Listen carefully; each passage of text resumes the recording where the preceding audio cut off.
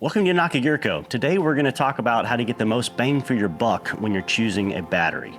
One of the reasons why we wanted to do this video with all these Victron batteries on the table is because Victron actually just reduced the price of all of their batteries by 30 to 40%. So Victron has always been known as a world leader of quality in the battery space, as well as all their equipment.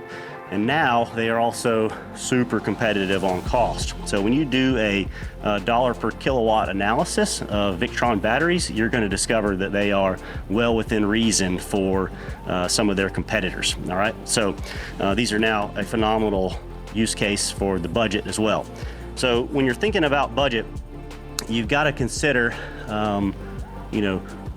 where do you want to spend your money in terms of quality, right? Typically, you could go buy a much cheaper battery than a Victron or one of the other name brands like a Battleborn. You could go get you a Redodo or a Duber-X or whatever else you find on Amazon. But it all comes down to what level of quality do you want?